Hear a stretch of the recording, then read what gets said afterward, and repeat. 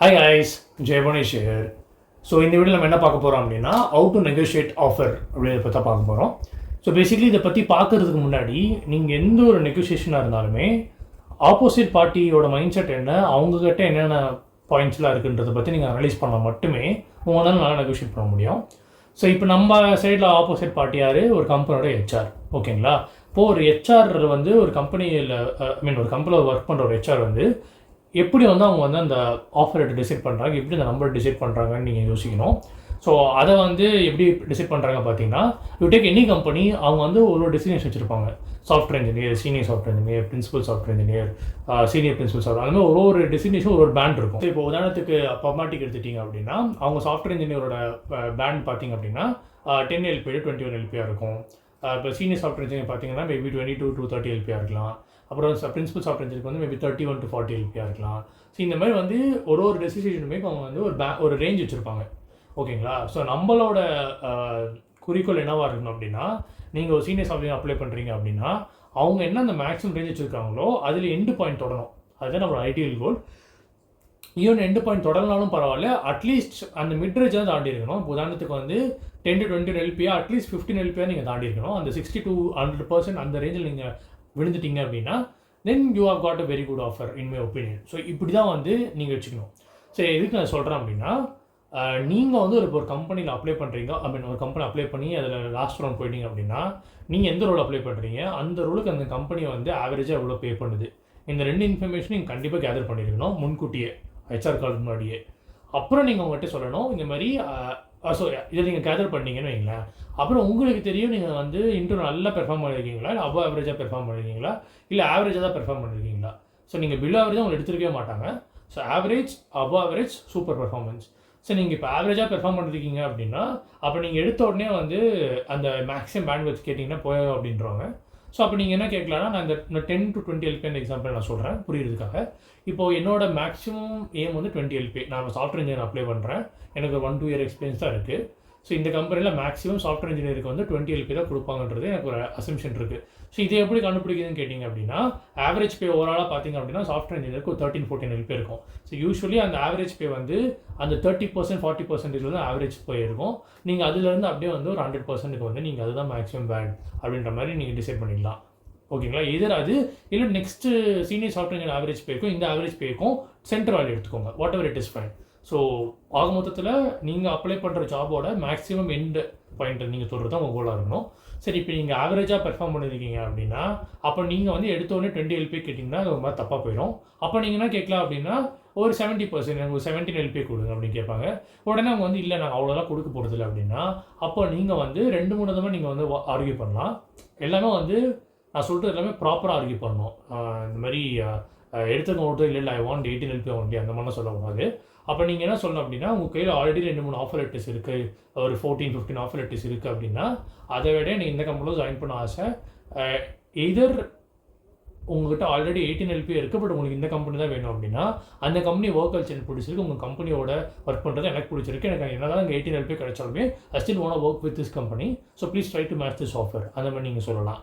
In case உங்களுக்கு இந்த நீங்கள் எதிர்பார்க்குற ஆஃபர் உங்கள் கையில் இல்லை, 14-15 LPA தான் இருக்குது, அதையும் தாண்டி நீங்கள் எதிர்பார்க்குறீங்க அப்படின்னா, அப்போ நீங்கள் என்ன சொல்லலாம் அப்படின்னா, மேபி நீங்கள் வந்து உங்களுக்கு அந்த ஆல்ரெடி அந்த கம்பெனியில் ஒர்க் பண்ணிருக்கிற டொமைன் நாலேஜ் எதாவது இருக்கான்னு பாருங்கள்.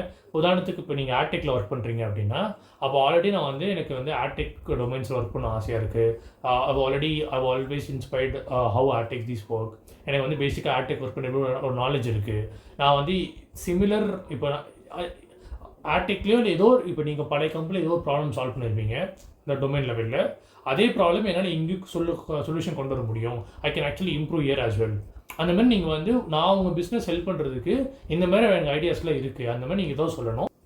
ஸோ பேசிக்கலி நீங்கள் எப்படி வந்தால் உங்களுக்கு புரிய வைக்கணும் அப்படின்னா, ஆல்ரெடி நான் ப்ரீவியஸ் கம்பெனியில் இந்த மாதிரி ஒரு ப்ராப்ளம் வந்துச்சு, அதை வந்து நான் இப்படி ஆட்டோமேட் பண்ணேன், அதனால் வந்து எங்களுக்கு இவ்வளோ பெனிஃபிட்ஸ் ஆச்சு, இவ்வளோ அப்ரிசியேஷன் வந்துச்சு.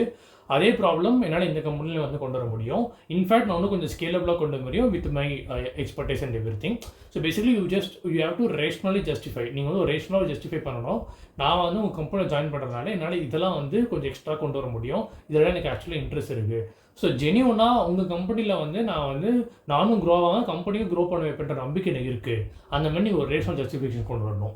ஸோ கைஸ், இந்த ஜஸ்டிஃபிகேஷன் நீங்கள் கொண்டு வரணும் அப்படின்னா இதெல்லாம் வந்து நீங்கள் சொல்லணும்னு இருக்க தேவையே இருக்காது. இப்போ நீங்கள் இன்டர்வியூ எக்ஸ்ட்ரா நிறைய பெர்ஃபார்ம் பண்ணியிருந்தீங்கன்னா, நீங்கள் ஒரு ஆவரேஜாக அபவ் ஆவரேஜாக பெர்ஃபார்ம் பண்ணியிருந்தால் மட்டும் இதெல்லாம் நீங்கள் ஜஸ்டிஃபை பண்ணணும். இல்லை நீங்கள் பயங்கரமாக பெர்ஃபார்ம் பண்ணியிருக்கீங்க அப்படின்னா நீங்கள் கேட்கலாம். லைக் நீங்கள் வந்து தைரியமாக கேட்கலாம். Like, was there any problem with my interview experience? Because I believe I did a very good job there, and I believe this is what market demands it, and this is what I expected. இந்த மாதிரி நீங்கள் கேட்கலாம். இப்போ நான் எப்படி பப்மேட்டிக்கில் கேட்டேன் அப்படின்னா, நான் ஜோல் 11 எல்பியாக இருக்கும்போது நான் பப்மேட்டிக் எனக்கு ஆர்டெக் அதெல்லாம் எனக்கு அப்போ தெரியல, அப்போ இந்த அளவுக்கு எனக்கு நாலேஜும் இல்லை. ஸோ நான் அவங்ககிட்ட என்ன சொன்னேன் அப்படின்னா, இந்த மாதிரி ஜோஹோவில் வந்து எனக்கு காஸ்ட் ஆஃப் லிவிங் வந்து ரொம்ப கம்மி. ஸோ பேசிக்கலி எனக்கு வந்து ஃபுட் எல்லாமே வந்து கம்பெனியை பார்த்துக்குது. ப்ளஸ் எனக்கு வந்து இப்போ ஒர்க் லைஃப் பேலன்ஸ் சூப்பராக இருந்துச்சு. எல்லாத்துக்கும் மேலே வந்து ஒரு என்ன சொல்கிறது, நான் அங்கேயே வந்து எனக்கு அண்ணா வீடு இருந்துச்சு, அண்ணா வீட்டில் தான் இருந்தேன். ஸோ எனக்கு ரெண்ட்டு கம்மியாக இருந்துச்சு, எல்லாமே எனக்கு வந்து கம்மியாக இருந்ததுனால தான் நான் ஜம்ப் அடிக்காமல் இருந்தேன். என்னால் நல்லா காசு சேவ் பண்ண முடிஞ்சுச்சு. இப்போ நான் இதுக்காக நான் பூனேக்கு வரேன் அப்படின்னா அங்கே ஒரு வீடு எடுக்கணும். அப்புறம் அங்கே வந்து லைக் என்ன தான் வந்து பர்மனெண்ட் 3 டைம்ஸ் ஃபுட்டாக இருந்தால் கூட வீக்கெண்ட் ஃபுட் இருக்காது இல்லையா. சம்டைம்ஸ் வந்து மண்டே ஃப்ரைடே ஆஃபீஸ் வர தேவையில்ல, அப்போ நான் வந்து ஃபுட்டு செலவு பண்ணணும். ஸோ பேசிக்கலி என்னோடய லைஃப் ஸ்டைல் இம்ப்ரூவ் ஆகிறது தான் நான் வந்து ஜம்ப் அடிக்கிறேன்.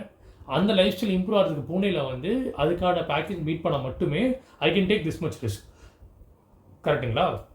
ஸோ இந்த மாதிரி நான் வந்து அவங்ககிட்ட வந்து நான் பார்கெயின் பண்ணேன். எல்லாத்துக்கு முன்னாடி என் கையில் ஆல்ரெடி 15-16 எல்பி ஆஃபர்ஸ் இருந்துச்சு.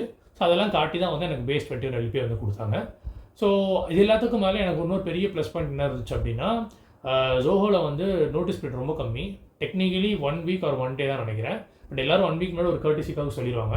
ஸோ நீங்கள் ஒரு இமீடியட் ஜாயினிங்காக இருக்கீங்க, எனக்கு வந்து notice period 10 days 20 days or maximum 30 days தான் இருக்குது அப்படின்னா, you will have a very good ஆப்பர்ச்சுனிட்டியாக உங்களுக்கும் உங்கள் கையில் வந்து நிறையா you have more cards to play to get more ஆஃபர்னு நான் சொல்லுவேன். ஸோ பேசிக்கலி வந்து ஃப்ரம் ஹெச்ஆர் பர்ஸ்பெக்டிவ் அவங்களுக்குன்னு ஒரு ரேஞ்ச் இருக்கும். அந்த ரேஞ்சோட பிரேக்கிங் பாயிண்ட் நீங்கள் கண்டுபிடிச்சி அதை தட்டி அதை தூக்கணும் நீங்கள். ஸோ ஆக்சுவலி வந்து நீங்கள் ஒரு நல்ல கம்பெனி ட்ரை பண்ணுறேன். இன்கேஸ் நீங்கள் ஒரு கூகுள் ஆர் மைக்ரோசாஃப்ட் ஒரு நல்ல கம்பெனியோட ஹெச்ஆர் ரவுண்ட் போயிட்டீங்க அப்படின்னா ஒரு பிளஸ்ட் நான் சொல்லுவேன். ஏன்னா not only you will get a good pay, but also அந்த மாதிரி நல்ல கம்பெனியில் இருக்க ஹெச்ஆர் வந்து actually they are willing to bargain with you. அவங்களும் அந்த பிரேக்கிங் பாயிண்ட் சொல்கிற அளவு உங்கள்கிட்ட பார்கெயின் பண்ணுவாங்க. இன்ஃபேக்ட் என்னோடய ஃப்ரெண்ட் ஒருத்தர் சொல்லியிருக்காங்க அவனோட கூகுள் எக்ஸ்பீரியன்ஸ். லிட்டரலாக அந்த கூகுள் ஹெச்ஆர் வந்து இதுதான் என்னோட மேக்ஸிமம் பிரேக்கிங் பாயிண்ட், இதை தாண்டி கொடுக்க முடியாது, இதுதான் என்னால் கொடுக்க முடியுன்ற அளவுக்கு ஒரு பிரேக் பாயிண்ட் கொண்டு போயிட்டாங்க.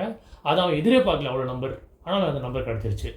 ஸோ பேசிக்கலி வந்து நீங்கள் எந்த கம்பெனியில் போகிறத பொறுத்த வரைக்கும் நீங்கள் ஒரு ஊர் பெரியாத ஒரு நார்மல் கம்பெனியில் போகிறீங்க அப்படின்னா அங்கே இருக்க ஹெச்ஆர்ஸ் வந்து பெருசாக வந்து பயங்கரமாக உங்கள் டெக்னிக் நாலேஜில் இருக்காது.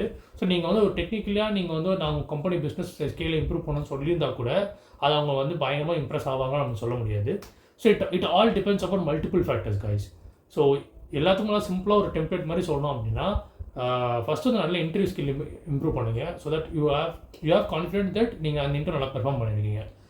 செகண்டு, எவ்வளோ பே கொடுக்குறாங்க, அந்த நீங்கள் அப்ளை பண்ணுற பொசிஷனோட மேக்ஸிமம் பேண்ட்வித் எவ்வளோ இருக்குன்றது வந்து ஒரு ரஃபாக ஒரு நம்பர் மைண்டில் வச்சுக்கோங்க. ப்ளஸ் கையில் முடிஞ்ச 2-3 ஆஃபர் லெட்டர்ஸ் வச்சுக்கோங்க. இதெல்லாம் வச்சுக்கிட்டு அந்த பிரேக்கிங் பாயிண்ட்டை தொட்டு அதை தூக்குங்க.